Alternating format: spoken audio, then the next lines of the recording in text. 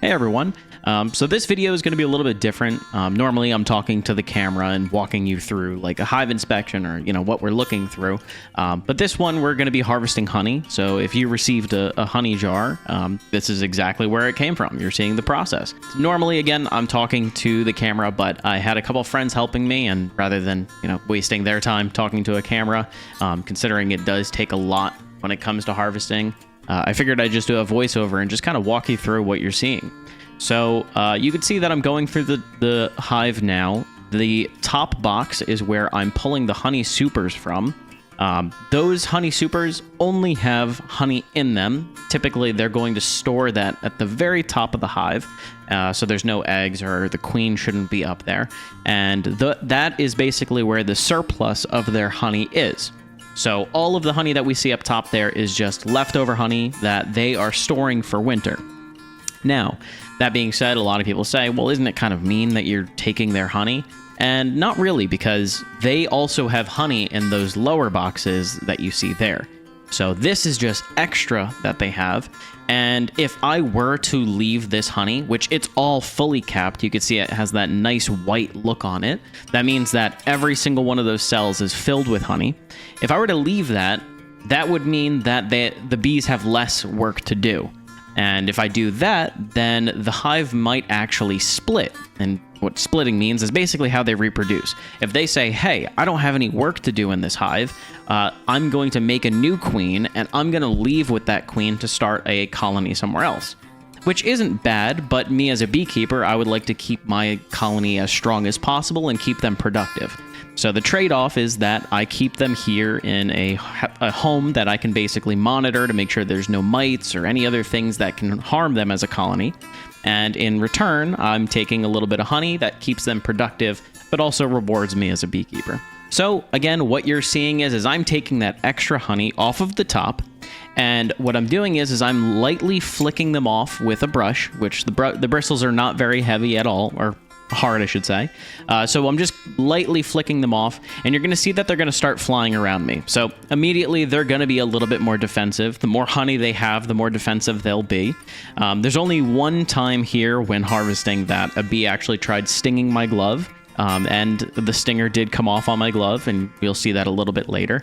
We actually smoke my glove, and the reason for that is that the bee's stinger, as well as when they get upset, they release a pheromone that kind of smells like bananas. So I smoked it so that way, the other bees don't get aggressive. And the camera guy also did get stung once in this process, which isn't too bad for how many bees you'll see me brushing off and, surrounding me. So that being said, they will be a little bit agitated at first, but you'll see with the process that we do is that we just brush them off, and then we place it in a cooler that is airtight, and a few bees will be in there, but it's no big deal because they're just going to be eating the honey there. But essentially we're separating it from the colony so they don't get upset, or more upset, and so that way other bees or hornets or anything don't smell that scent of honey and then start to want to rob this colony. So again, we're just going through and I'm just brushing them off to get those nice full frames of honey, and so that way I can isolate them in that cooler. Something just to mention as well, you might notice on the very outside of the hive, there's a bunch of bees in the entrance. That's actually a combination of two things. One, bearding, which it kind of looks like a beard hanging off of the front. Usually that means if there's a lot of bees in that colony, or if it's really hot, they'll kind of go outside to kind of regulate the temperature.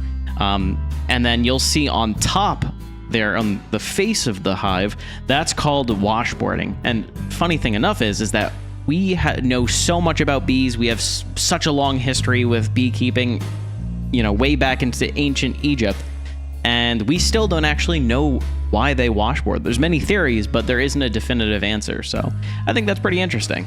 Now, once we have those frames in that cooler, we'll typically drive a good distance away so that way they don't smell that honey and then tell the rest of the colony and say, hey, I found a bunch of honey, and then we start getting swarmed by bees. So typically we'll go a good distance away, and then we will use either a knife or a scraper to scrape those white cappings off.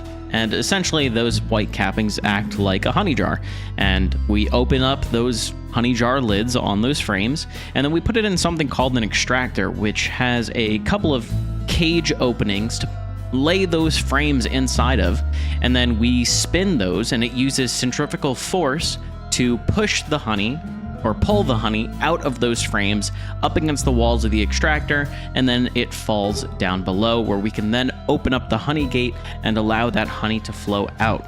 Now, once that honey is flowing out, we have it run through a filter, and that's going to catch any debris or, any bug parts or whatever might be in that honey, and it separates it from that good raw honey that we want.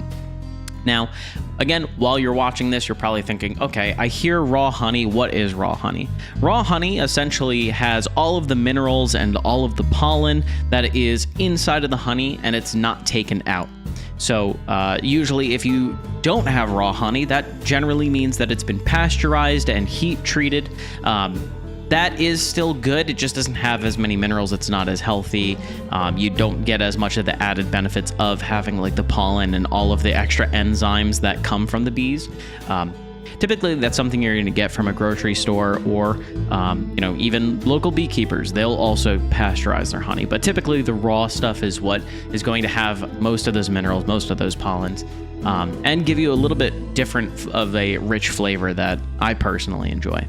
Now, as you're watching the honey pour into our filter, which is resting on top of the bucket, all of that honey is going to just drip down outside of the extractor through that filter and give us that nice, clean, clear honey that we're looking for. And you'll also notice that some of those wax cappings are also falling into that filter. And usually the honey will come out of that wax and drip throughout the next day or two inside of the bucket. So all of that honey that's in that wax is going to be separated, and then that wax I can use to make candles, or I can use to make a bunch of other products, which is the cool thing about beekeeping, because you get a bunch of different products that you can use from it.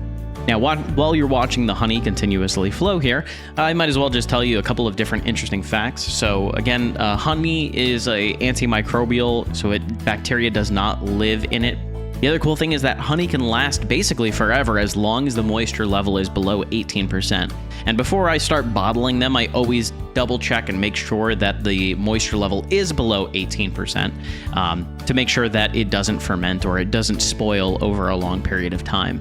Now, another interesting fact about that is that if the honey is opened and it's not in a sealed jar, honey's moisture level is so low that it actually will be able to pull the moisture out of the air, and that's how it can actually increase its moisture level. So you always want to make sure that you have a lid on top of your honey jar once you're not using it. Now, the very last step of this process that I did with extracting the honey is those frames that now don't have any honey in them. They're called wet supers, and essentially I put them right back into the hive, and those bees will get back to work eating up that honey and fixing up those wax honeycombs that we basically ripped up, and they'll go back to work right away, and it prevents them again from splitting. So I'm happy with honey, and they're happy having some more work to do. And then lastly, you're going to see here, I'm going to drain a little bit of honey out of that bucket that we just filtered to, of course, give to the person who is allowing me to have bees on their property. Now, you'll notice that once this honey is coming out, that there are some bubbles in it, and that's just a normal process. Once it goes through that very tiny filter, it's going to create bubbles, but over a few courses of days, the bubbles will rise to the top, and it'll look nice and clear. So hopefully this answered a couple of questions on how the honey process works, and if you got a bottle from me, I hope you enjoy.